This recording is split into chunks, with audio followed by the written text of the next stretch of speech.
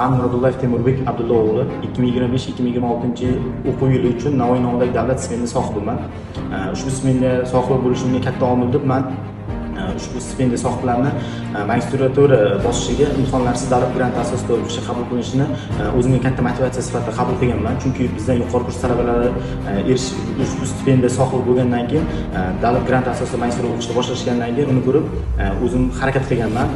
Bu yo'lda menga eng katta yordam bergan ustozlarim bor. Ular Marhabo Sobirova, ilmiy rahbarim, ular menga shu maqola yozish jarayonidagi bor o'z bilim ko'nikmalarini o'rgatdi, qanaqa etaplardan o'tishlarini, qolaversa Aziza Rasulova bor. Ular menga hujjatlarni topshirish jarayonidagi har bitta harakatni bosqichma-bosqich tushuntirib berdilar. Yana menga yaqindan yordam bergan ham do'stim, ham hamkasbim Jonibekka ham o'zimning minnatdorchiligimni bildiraman. Chunki u menga har bitta maqolamni xorijga chiqarish bo'yicha o'z bilim ko'nikmalarini amaliy yordam berib borgan.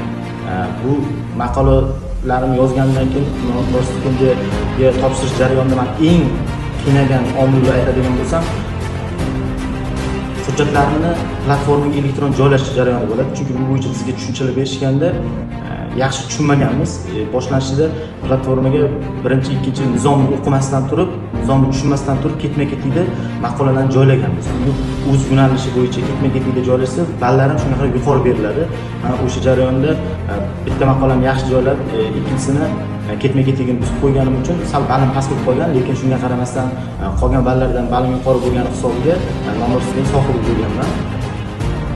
Ushbu stipendiyani sohibi bo'lganimdan keyin meni kelajak rejalarimni qisman o'zgartirdi. Butundan deya olmayman, lekin qisman o'zgartirdi. Chunki magistratura bosqichi davlat granti asosida o'qishga qabul qilinishim o'zi hal qilib qo'yganimdan keyin bir qator loyihalar ustida ishladim. Qolaversa hozirgi kunda institutda tengdosh-tengdoshga loyihani o'z faoliyatini yo'lga qo'ygan.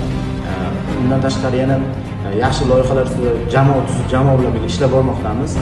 Kelajakda nafaqat mana yo'nalishda, balki ilmiy yo'nalishda ham o'zim ustida ishlashga menga turtki bo'ldi deb ayta olaman.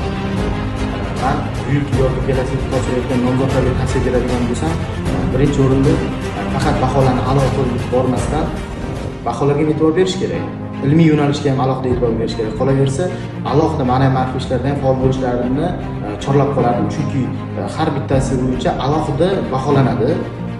O'shaning uchun o'zlarining ustida yaxshi ishlar ertachiroq, imkon qadar shu ikkinchi kursdan, iloji bo'lsa birinchi kursda o'zidan harakat qilib, borib ilmiy rahbar bilan gaplashib, iloji boricha ustozlar bilan ilmiy rahbar tanlab, o'z ustida ishlab, maqolalar sonini ko'paytirishga emas, sifatiga e'tibor qaratishlarini, o'quv usuliga qo'llanmalar chiqarishlarini, ilmiy rahbar bilan ko'proq ishlab, o'z ustida ishlashlarini tilab qolaman. Agar menga yana qayta topshirish imkoniyati berganda, ushbu stipendiya yo'nalishida boya ta'kidlab o'tganimdek, men qiynagan elektron bazaga hujjatlarni joylashtirish jarayonidagi qilgan xatolarimni qilmagan bo'lardim. O'zim ustida yana ham ishlab, bu xatoni boshqa takrorlamaslikka harakat qilgan bo'lardim.